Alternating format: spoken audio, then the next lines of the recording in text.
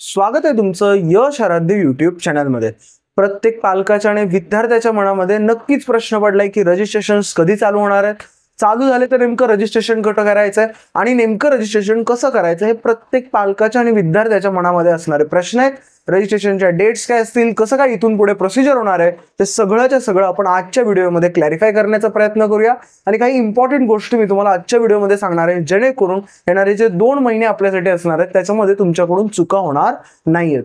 जर तुम्ही चॅनलवर नवीन असाल किंवा चॅनलला अजून सुद्धा सबस्क्राइब केलं नसेल तर चॅनलला सबस्क्राइब करायला विसरू नका, कारण इंजिनिअरिंग ऍडमिशन रिलेटेड शेवटपर्यंत स्पॉट राऊंड पर्यंत लेटेस्ट अपडेट देणारा आणि ऑथेंटिकेट अपडेट देणारा तुम्हाला हे चॅनल असणार आहे आणि तुम्हाला ऍडमिशन्स मध्ये माझी तुम्हाला भरपूर हेल्प होणार आहे। लक्षात घ्या, उद्यापासून आपले रजिस्ट्रेशन चालू होत आहेत। प्रत्येकाच्या मनामध्ये आहे दादा रजिस्ट्रेशन चालू झाले, मी नाही केलं, बंद पडले तर, किंवा लवकर संपले तर, मला वेळ नाही भेटला तर, असं होत नसतं। रजिस्ट्रेशनला तुम्हाला भरपूर टाइम दिला जातो। ओके, सो सगळ्यात पहिली गोष्ट लक्षात काय करायची आहे, उद्यापासून रजिस्ट्रेशन चालू झाल्यानंतर व्हेरिफिकेशन म्हणजे व्हेरिफिकेशन टू रजिस्ट्रेशन एकच थोडक्यात कॉलम असतो, आपण म्हणतो तेव्हा वेगवेगळं, बट रजिस्ट्रेशन आणि व्हेरिफिकेशनला तुम्हाला मोस्ट प्रोबॅबली 15 दिवस आरामात दिले जातील। ओके, हे एक्सपेक्टेड डेट्स आहेत, एखाद दोन इकडे तिकडे डेट्स असतील, बट मोस्ट प्रोबॅबली याच डेट्स प्रमाणे सीईटी सेल त्यांचं शेड्यूल डिझाईन करेल। बट लक्षात घ्या 15 दिवस मोस्ट प्रोबॅबली तुम्हाला दिले जातील रजिस्ट्रेशनसाठी आणि डॉक्युमेंट व्हेरिफिकेशनसाठी, तेवढे भरपूर आहे। ठीक आहे, 15 दिवस तुम्हाला, आय होप तुम्हाला ते कमी पडणार नाहीयेत। मग रजिस्ट्रेशन कशाच्या वर होतात, कोणत्या वेबसाईटवर होतात, तर FE2024 mahaCET.org या वेबसाईटवर होत आहेत। आता जर तुम्ही या वेबसाईटवर क्लिक केलं, मे बी आता मी रात्री 2-3 वाजता व्हिडिओ बनवतो तेव्हा पण ही वेबसाईट चालू झालेली नव्हती, मे बी आता तुम्ही व्हिडिओ बघत असताना चालू झाली असेल, बट मोस्ट प्रोबॅबली सीईटी सेलची वेबसाईट आहे, आता डाऊन असेल, पण ज्या वेळेस ऍडमिशन चालू होतील तेव्हा ही जी सीईटी सेलची वेबसाईट आहे ती चालू होणार आहे। FE2024 mahaCET.org, तिथे तुम्हाला न्यू रजिस्ट्रेशन वर क्लिक करून तुम्हाला रजिस्ट्रेशन करायचं असतं। मग दादा रजिस्ट्रेशन करताना काय काय लागतं, तर तुमचे सगळे डॉक्युमेंट्स लागतात, प्लस महत्वाची गोष्ट काय लक्षात घ्या, रजिस्ट्रेशन कुठे करावे हा प्रत्येकाच्या मनात प्रश्न असतो।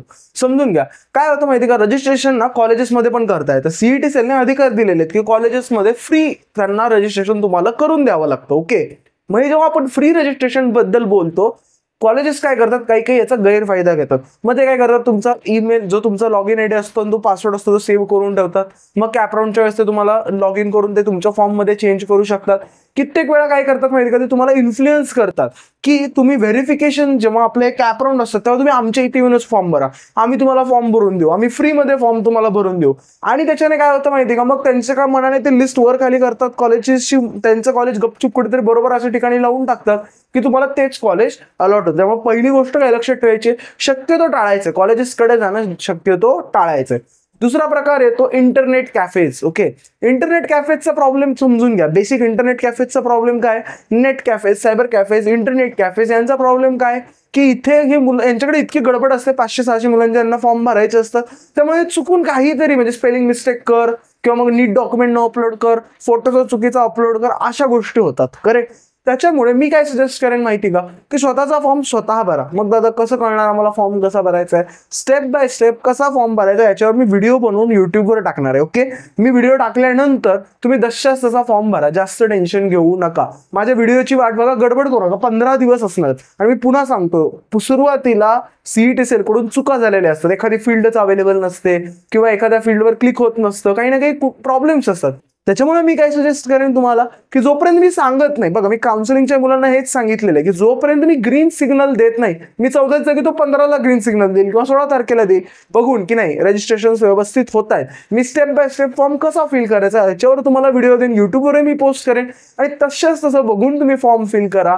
तुमच्याकडून काही चूक होणार नाहीये, काही एक अडचण येणार नाहीये, आणि जर तुम्हाला अडचण आली मग तुम्ही कॉलेजेसला जाऊन तेवढ्यापुरतं तेवढं विचारू शकता।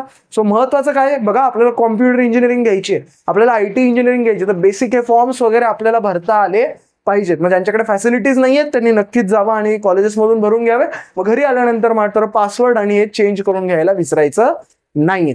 हे सगळं क्लिअर झाल्यानंतर हे तुमच्या पहिल्या 2 दिवस झाले, म्हणजे 14 तारखेला एक्सपेक्टेड आहे की आता तुमचे रजिस्ट्रेशन चालू होतील। 15 दिवस तुम्हाला हे रजिस्ट्रेशन आणि डॉक्युमेंट व्हेरिफिकेशन करून देण्यासाठी दिले जातील।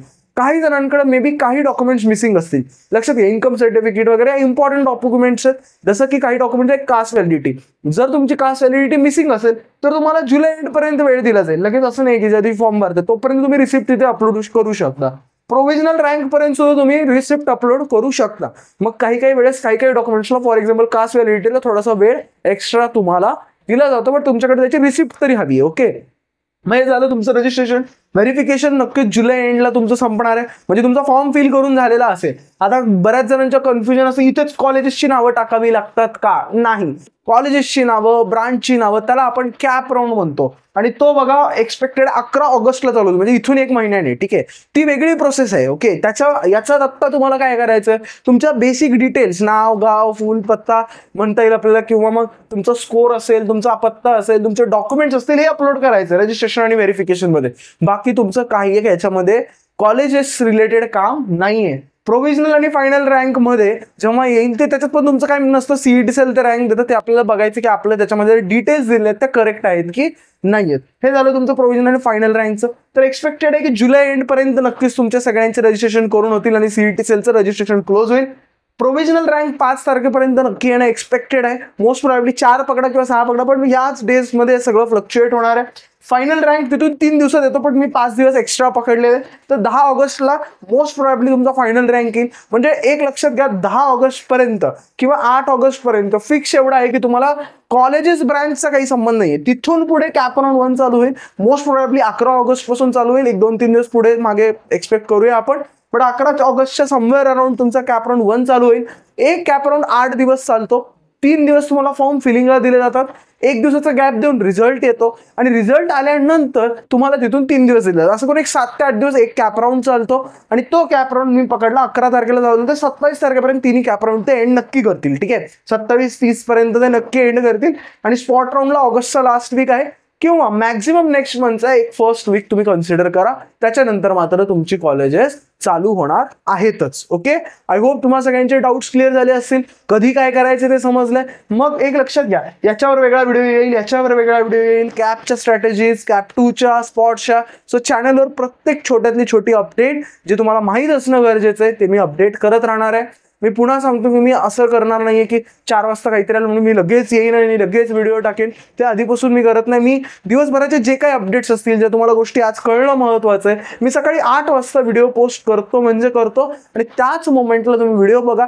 तुम्ही म्हणजे कन्फ्युजन मी क्रिएट करणार नाही की हे आलं किंवा नाही आलं. अशातले व्हिडिओज मी टाकत बसणार नाही. क्लिअर कट व्हिडिओ असेल की आजच्या दिवसभरामध्ये आपल्याला काय करायचंय, आणि एक सवय बनवून घ्या की रोज माझा व्हिडिओ बघायचा आहे. तुम्ही माझा व्हिडिओ बघताय म्हणजे लक्षात ठेवायचं, काही मिस आउट होत नाहीये. ओके, सो मी जे सांगतोय ते फॉलो करायचंय, आणि जसं मी सांगतो तसं करत राहा. तुम्हाला काही एक अडचण येणार नाहीये. आय होप हा व्हिडिओ आवडला असेल. रजिस्ट्रेशन कसं, कुठे आणि काय करायचं हे पण तुम्हाला कळलं असेल. स्टेप बाय स्टेप कसा फॉर्म भरायचा काही नाही आपल्या चॅनलवर येणार आहे. सो चॅनलला सबस्क्राईब करायला विसरू नका. व्हिडिओ कसा वाटला नक्की कमेंट सेक्शन मध्ये टाकायला विसरू नका. भेटूया आपण नेक्स्ट व्हिडिओमध्ये.